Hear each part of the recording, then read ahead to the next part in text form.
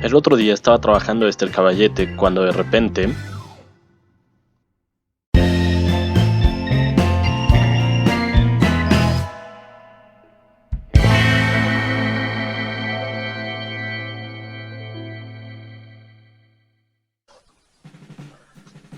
Para la libertad sangro, lucho, pervivo. Para la libertad mis ojos y mis manos.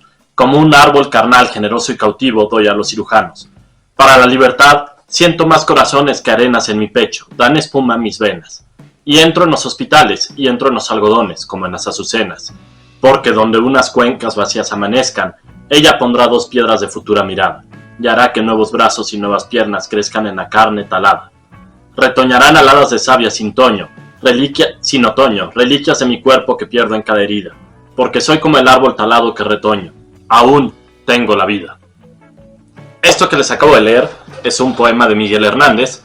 Yo soy Hernán, esto es Desde el Caballete, y hoy sábado vamos a estar hablando de un escritor, la primera vez que hablo de un escritor, y decidí hacerlo porque es un escritor con el que yo conocí la poesía. Mi primer acercamiento al arte fue con la lectura. Mi mamá me leía todas las noches que podía, me leía un cuento antes de dormir, y eso me acercó a la lectura. Pero después, cuando fui creciendo, en la adolescencia, una tía mía me presentó a Miguel Hernández y empecé a leer su poesía de la mano de Joan Manuel Serrat también, porque le dedicó un disco, y empecé a conocer más de su vida. Entonces el día de hoy vamos a hablar de Miguel Hernández, poeta español, que ahorita les voy a contar un poco más de él. Miguel Hernández nació el 30 de octubre de 1910 en Orihuela. Imagínense un pueblito en España muy pequeño de 5,000 habitantes. Hoy en día es de 5,000 habitantes, me parece. Orihuela. Y imagínense un domingo en el que todos iban corriendo a la misa. Estaba por empezar la misa y de repente notan que no sale la mamá de Miguel. Y pues todo el pueblito se entera de que nació Miguel Hernández. Él era hijo de un ganadero, una persona que compraba cabras y ovejas, y entonces en realidad no es que tuviera muchas carencias, pero tampoco tenía lujos. Era una persona que desde chico aprendió a vivir del campo y para el campo. Por esto Miguel desde muy chico se dedicó al campo. Él a los 4 años entró a una guardería, escuela en la que estuvo nada más 6 meses. A los 8 años logró entrar a las escuelas del Ave María, escuelas católicas dirigidas por franciscanos, por monjes franciscanos, y a los 12 entró al Colegio de Santo Domingo para estudiar nuestro equivalente a la secundaria. Pero solo pudo estar año y medio porque al año y medio el papá lo sacó de la escuela. Pero ese año y medio le sirvió a Miguel para darse cuenta de que era fanático de algo. Y ese algo era la lectura. El año y medio que estuvo ahí se dedicó a leer. Todas las tardes leía. Se hizo muy amigo del padre Luis Almacha. Tanto así que cuando él terminó, cuando se salió de la escuela, en las mañanas pastoreaba y en las tardes iba con el padre a conseguir libros. El padre le prestaba libros, iba a la biblioteca de la escuela y él ahí aprendió de todo. Me trabé. Y él ahí aprendió de todos los clásicos, leyó todos los clásicos que pudo. Esto a los 12 años, 13. A los 15 años publica su primer poema, que era un poema en el que hablaba un poco del paisaje, del monte, de todo lo que lo rodeaba, no se metía más. Él decía que sus primeras influencias fueron Rubén Darío y Luis de Góngora. Entonces, pues, tomando esas influencias, hace su primer poema y a partir de allí empieza a publicar en pequeñas revistas y periódicos locales, tanto de Orihuela como de Alicante. Pero bueno, eran lugares muy pequeñitos y era muy poco. Y ahí publica 3 de sus poemas que se hicieron famosos en esa zona, que eran El pueblo de Orihuela, Voluntad y Destellos. Y después empieza a publicar en un lugar más grande, que es Murcia, que es como, digamos, el equivalente de nosotros de un estado. Entonces empieza a publicar en Murcia y empieza a ganar un poco más de fama, porque aparte era muy chico, tenía 15 años. O sea, a los 15 años, pues nadie... Bueno, sí, habrá muchos, pero en esa época, y ahorita tampoco creo que sea muy común que alguien de 15 años ya escriba poemas y empiece a publicar en revistas y periódicos. Pasa 6 años así, publicando en las revistas, en los periódicos. Al papá no le gustaba la idea. El papá decía que tenía que seguir siendo ganadero. Entonces Miguel, pues en sus tiempos libres era cuando escribía. En realidad, solo ahí escribía. Lo demás lo dedicaba al ganado, a ayudarle al papá al trabajo. Y quien sí lo apoyaba era su mamá. Su mamá siempre lo apoyó, le decía, órale, vas, escribe más, escribe más, escribe más. Y entonces Miguel, pues junto con la mamá y los padres franciscanos, sigue pudiendo aprender más de literatura, pero él siempre tuvo el sueño de irse a un lugar más grande para estudiar y para darse a conocer más. A los 21 años le da un premio Elche, la ciudad de Elche, le da el Orfeón Ilicitano, y este fue el primer y único premio que recibió en su vida, muy corta vida, ahorita van a ver por qué, y él emocionado por eso, como que dice, wow, me dieron mi primer premio, qué emoción, en el 31, qué emoción, ya la hice, me voy a ir, ojo, oyeron el 31, en los 30 en Europa empieza a surgir el fascismo. Él emocionado dice, voy a ir a Madrid, porque ya me dieron mi premio, entonces obviamente a la gente de Madrid le va a gustar lo que yo escribo, porque ya recibí un premio. Llega a Madrid y, oh sorpresa, pasa menos de un año y tiene que regresar pues un poco en la miseria, porque nadie lo peló, a nadie le gustaron sus poemas y no encontró la manera como de entrar dentro del pueblo madrileño, de generarse un huequito ahí y de que le dieran chance de leer lo que él hacía. Regresa muy triste a su pueblo, a Orihuela, y su mamá, pues, le dice, no te preocupes, tú sigue escribiendo porque vas a brillar, mijo. Entonces sigue escribiendo. Entonces él escribe y logra 2 años después, en el 33, publicar su libro que se llama Perito en Lunas.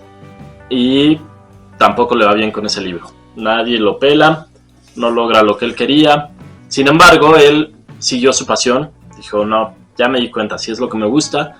Y entonces, en el 35, decide ya aventarse de lleno a Madrid. Y dice, ahora sí, me voy para allá y no me voy a regresar. O sea, pase lo que tengan que pasar, pero yo voy a estar en Madrid y aquí me van a tener. Entonces se va a Madrid y con la decisión de hacerse de un lugar. Y ahí en Madrid, entonces, vuelve a coincidir con García Lorca. Él en su primer viaje a Madrid conoce a Federico García Lorca de manera un poco medio espontánea, pero ya en su segundo viaje contacta más con él, con Federico, y entonces Federico lo ayuda a entrar al mundo literario. En este mundo literario empieza a conocer a Rafael Alberti, a Pablo Neruda, que Pablo Neruda después van a ver qué hizo, le salvó la vida. Y se empieza a quitar un poco la idea de que sus poemas tenían que ser muy religiosos, porque él, su poesía estaba muy enfocada hacia el catolicismo y hacia lo que vivía en el pueblo. Entonces empieza a darse cuenta que la poesía es algo más allá y que la poesía pues puede escribir todo.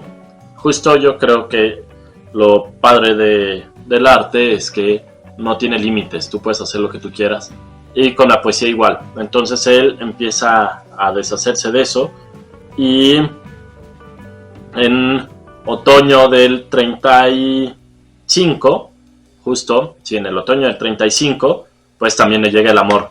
Conoce a Josefina Manresa, que fue su esposa hasta su muerte, y con ella pues empieza a establecerse y a agarrar más ganas para poder mantenerse en Madrid y hacer poesía nueva. En este año, después de que conoce a Josefina, pues sí parece ser que le empieza a ir bien, gracias a la amistad con Neruda y con los otros pintores, ya ven, por hablar tanto de pintores, con los otros escritores, y pues lo empiezan a considerar como parte de la generación del 27. Ustedes googleen para que vean que es la generación del 27, de todas maneras ahorita les cuento. La generación del 27 es un movimiento literario que le pusieron así porque fueron escritores que empezaron a figurar en España a partir de 1927, y pues entre ellos está Federico García Lorca, Dámaso Alonso, León Felipe, Fernando Villalón, Miguel Hernández, Miguel Hernández y Federico García Lorca pues compartieron como el mismo final, igual de crueles los dos. Pedro Salinas, en fin, varios escritores que coincidieron en la fecha y proponían una literatura libre y un movimiento español grande de literatura.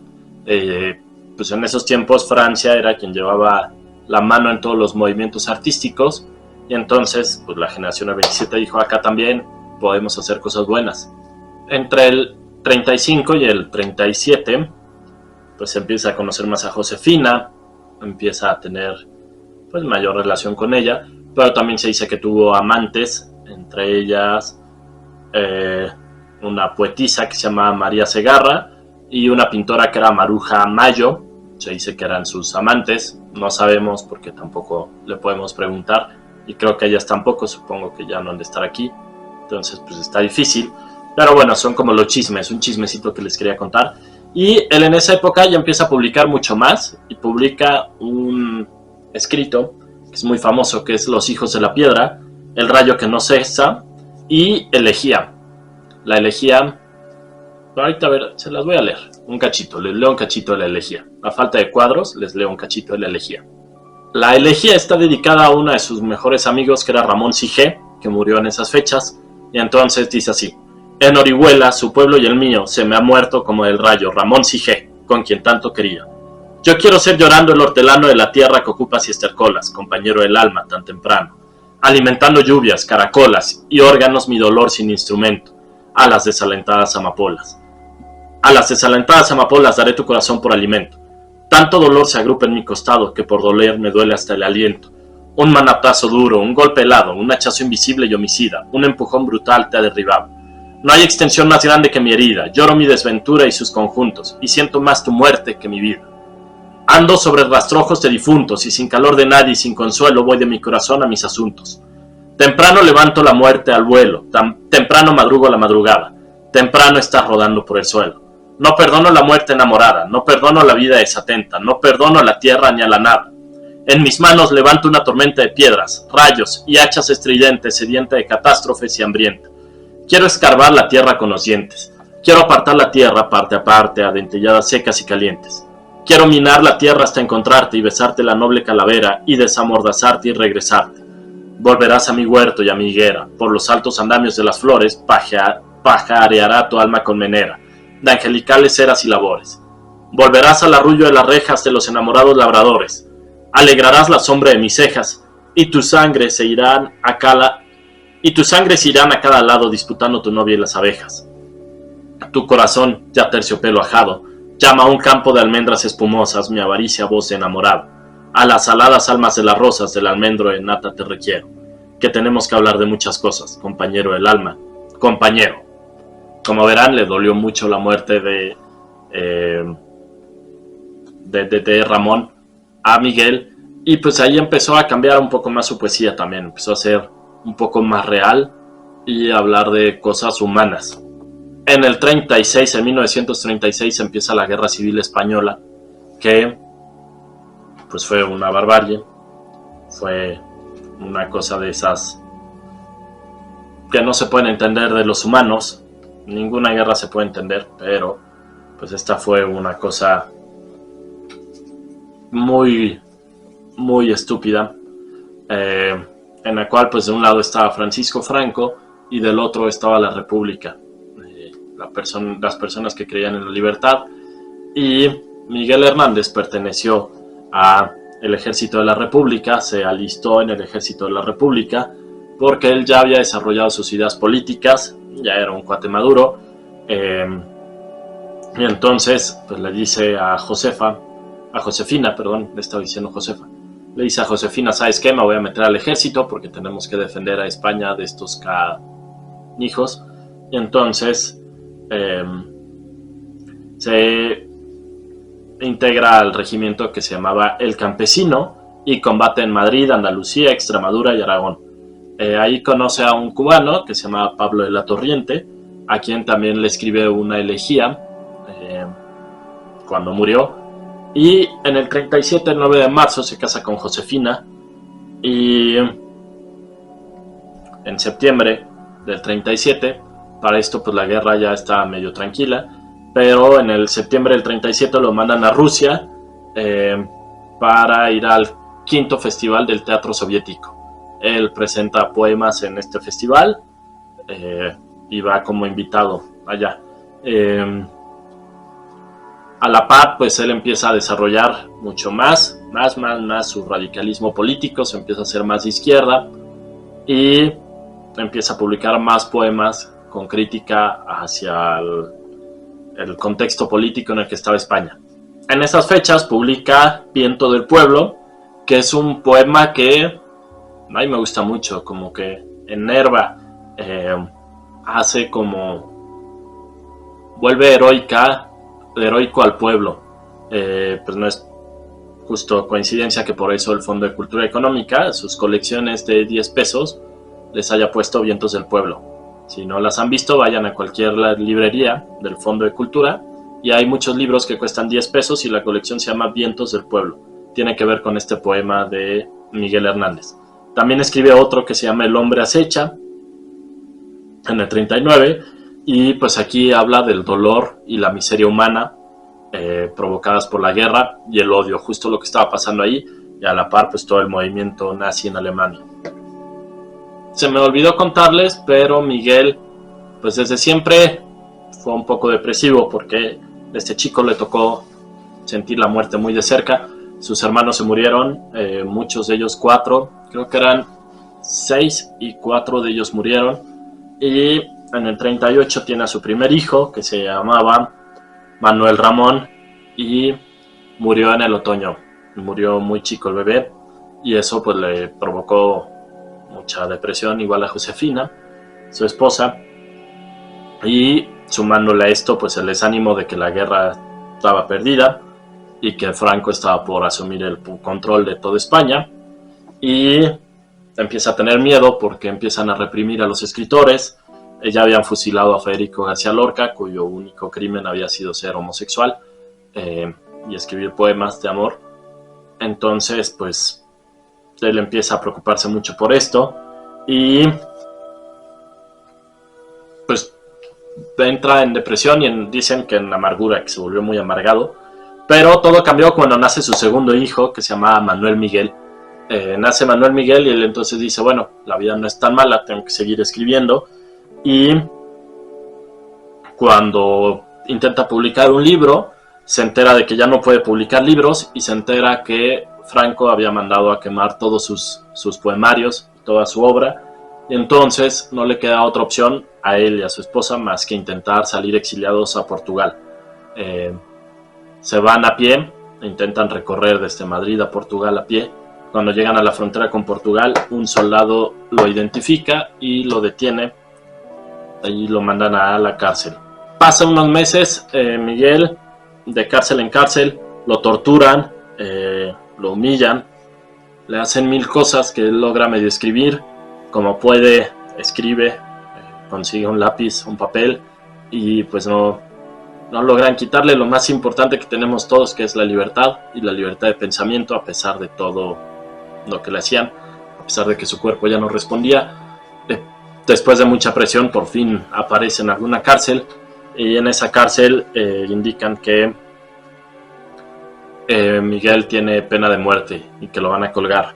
Entonces Pablo Neruda se entera de eso, y Pablo Neruda, que en ese tiempo ya empezaba a ser Pablo Neruda, intercede por él, habla con Franco, junto con otros franciscanos, logran evitar la pena de muerte y conmutarla por 30 años de prisión. Pero pues eran 30 años de prisión donde no sé si era mejor la muerte o estar en la cárcel, porque pues todo lo que él recibía ahí era malos tratos y humillaciones y tortura. Entonces, pues no sé, en ese inter su esposa le escribe un día y le dice que ya no sabe qué hacer porque ya solo tienen para comer cebollas, no tienen nada más para comer ella y su hijo. Y Miguel Hernández, en desesperación, escribe esto que les voy a leer. La cebolla es escarcha, cerrada y pobre, escarcha de tus días y de mis noches, hambre y cebolla, hielo negro y escarcha, grande y redonda. En la cuna del hambre mi niño estaba, con sangre de cebolla se amamantaba, pero tu sangre escarchada de azúcar, cebolla y hambre.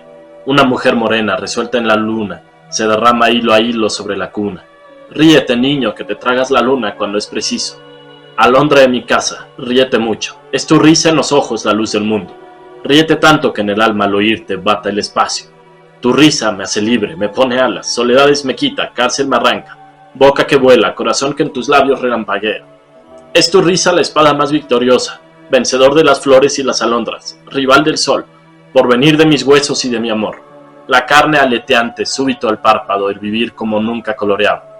Cuánto jilguero se remonta, aletea desde tu cuerpo. Desperté de ser niño, nunca despiertes. Triste llevo la boca, ríete siempre, siempre en la cuna, defendiendo la risa pluma por pluma. Ser de vuelo tan alto, tan extendido, que tu cama parece cielo cernido. Si yo pudiera remontarme al origen de tu carrera. Al 8º mes ríes con 5 azares, con 5 diminutas ferocidades, con 5 dientes como 5 jazmines adolescentes.